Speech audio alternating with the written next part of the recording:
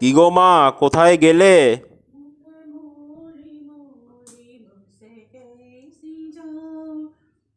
ও, তুমি এখানে? হ্যাঁ, কেন? তা এখন রান্না করছো যে? কালকে সকালে একটু বেরোবো, তাই একটু এগিয়ে যাচ্ছি রাত্রেবেলা। কি কেন? বানাচ্ছো? ঘরে মাছ নেই, ফ্রিজে মাছ নেই, তাই একটু ডিম করছি। তা আপনি ডিমটা কি চলবে? না, দৌড়বে। দৌড়বে? ঠিক আছে, এখন বিরক্ত করিস না, যা আমাকে রান্না করতে দে, নইলে দেরি হয়ে যাবে। প্রথমেই আমি একটা পেস্ট তৈরি করে নেব। তার জন্য আমি নিয়ে নিয়েছি 3 চামচের মতো টক দই। এই যে টক দইটা নিয়ে নিয়েছি। এবার আমি নিয়েছি ধনে পাতা, পুদিনা পাতা আর কাঁচা লঙ্কা।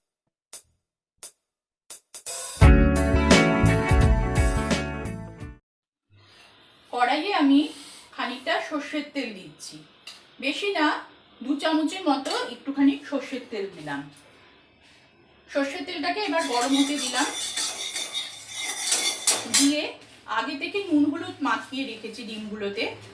এইবার ডিমটাকে আমি কড়াইয়ের মধ্যে ছেড়ে দিলাম।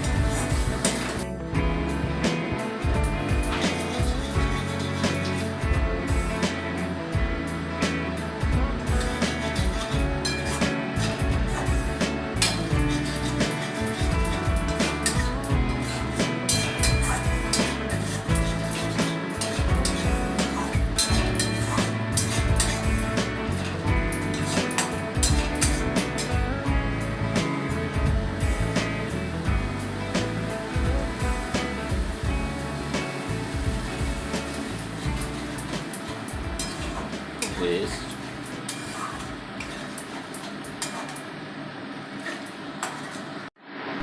দেখুন কেমন সুন্দর রং ছেড়েছে।